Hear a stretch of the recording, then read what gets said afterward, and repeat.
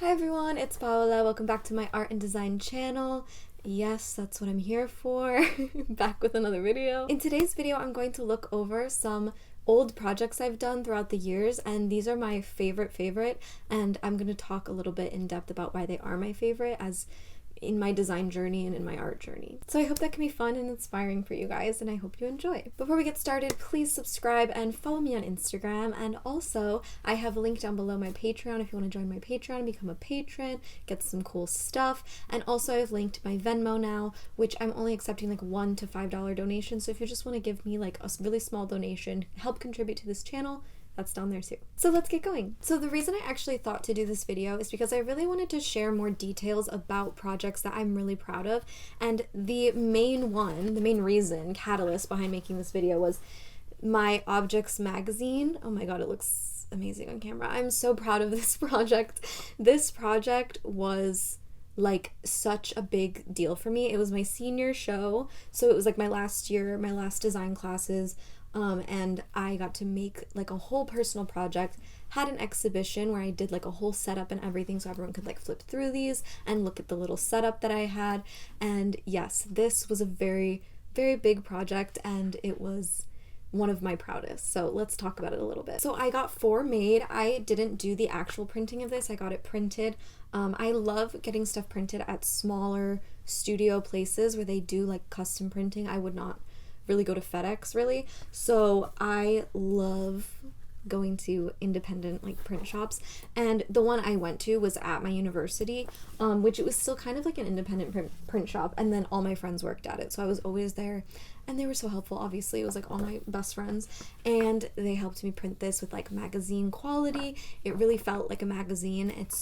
It's like really substantial. It's glossy paper, and I'm so happy that they all turned out exactly how I wanted. I would love to make another magazine in the future, and like this is just so exciting because it was the first thing I ever wanted to do. Like the first thing I wanted to do in graphic design was like do layout, editorial, print magazines, and this was my first attempt and it's just made me so happy ever since. So I was the model for this. I used my hands, my legs, different things in here, and also I used lots of objects that I spray painted with pink and blue spray paint, like kind of like baby colors. The interesting part about this, I guess the different part about it, instead of just, you know, flat photographs of random objects, the whole meaning behind it was DNA. So it was what I left my DNA on, parts of me being left behind throughout the day, and it was kind of like a study on that. So I'm just really happy with how the photos turned out. I took the time to spray paint all these objects. It took a long time. I have parts in here that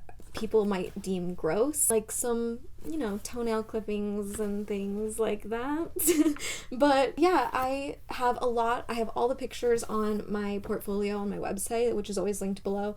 But yeah, this is just a project to me that is so special because it just felt like very self-directed. I felt very proud of myself in the end of it, and you know, it was really personal to me. It was probably the most vulnerable I have been with my design work, and I think that that's amazing because it kind of blended in my love of visual art, my love of being an artist, and then also my design skills. And you know, design is not really always considered art. Design is very functional. It's, you know, answering problems and fixing problems, and this was kind of a perfect blend of all of my skills and all of my passions into one. Okay, going down a little bit of a different path, my textile work is some of my favorite, most proud of accomplishments because I took a fabric printing and dyeing class, a fibers class, and I just felt like I could incorporate all of my graphic design skills and knowledge and interest into textiles, which was fascinating because I didn't know I could do that. And to this day, I really want to work in it way more, and obviously like you need a lot more supplies, you need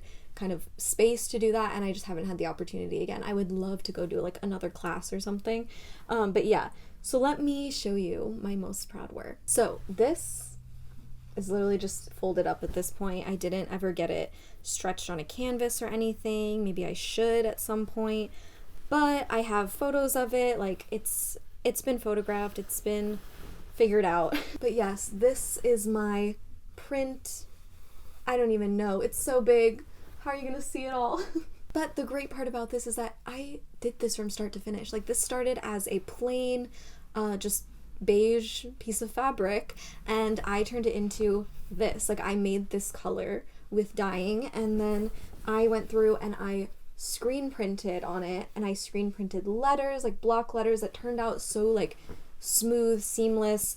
Nothing was really crazy looking. Like, I only messed up like a tiny bit, but I don't even see it as mess ups anymore because I feel like it just gave it character. On this side, I printed like these little shapes, and I printed this in black.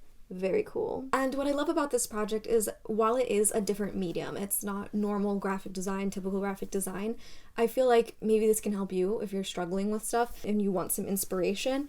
I feel like going toward the handmade, I mean, I say this is kind of like my thing as a designer, is I love the handmade. I love these aspects of design, and that I can create like photos like in that magazine, or I can create these fabric pieces and still utilize the tools of graphic design. So I was just really inspired with this, and I loved that I used like kind of the inspiration of a poster to put on fabric, because you wouldn't really think to do that, you know, with pattern and stuff, and you would think to create a textile, but I was really thinking in terms of like visual art poster style, and I'm just proud of it. Like, it's just one of these things that I'm just not gonna get over. I love it. And I know this kind of feels like a what I have in my portfolio kind of video, but it wouldn't be complete without talking about my bubblegum typeface.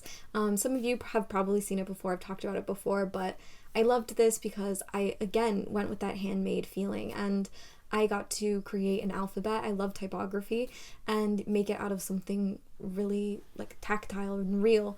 And, you know, chewed up bubblegum was kind of gross, but I went with it, and I'm so proud of it. And it made it into the art show when I was an undergrad, and you know, like, that was a proud accomplishment for me to just like have an art show and have people come to it for the first time, or that was around the same time as my senior show. But yeah, it was just like, it felt like I was really an artist. I was really doing things.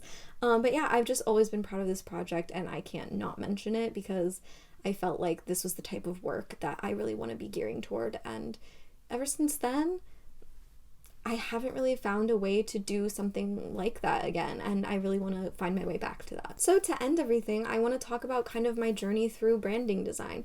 So what I've done at the beginning of my work before I was really a freelancer was I was creating stuff for myself. I was creating my own brand, and I made my logo, I made my business cards, and you know, you can kind of see that it was slightly different. It was a different vibe, and I still utilize those aspects into my brand, but then I have switched it up. I've changed it up a little bit in my brand identity. And then when I started working with clients, things changed and progressed, and you can definitely see that in my work.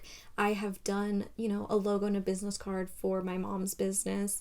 I have done some logos for different clients, and you can definitely see like how I've been developing as a designer.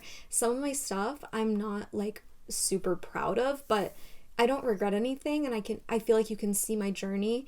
And even today, like what I'm working on lately, I just feel like I'm really maturing as a designer and as a branding designer, being able to create logos for people. And I just am so proud of those accomplishments, and feel like, you know, you have to keep working. Like, that is what I've figured out in this. Like, don't give up. You have to keep working. You will improve, whether you're doing it for fake clients, you know, just kind of mock up things, or you're creating it for people who actually, you know, are wanting your service to make them a logo and create their brand identity. That's so important. So it's a really important job that we get to do. So I feel like seeing my journey and seeing where I have progressed in my branding and logo design is such a drastic change, and I'm just very proud of those accomplishments. So with that being said, in one of my next few videos, I want to create kind of like how I work with a client to create branding from start to finish, and I'm gonna use an example and like show you all of like what I created and how I communicated those things as the design process went through. So let me know if you want to see that, and let me know if you want to see anything else. Honestly, just whatever suggestion you want to know, any questions, let me know. And yeah, I'll see you in my next one. Please like this if you liked it, and please subscribe if you're not subscribed. Okay, I'll see you in the next video. Bye!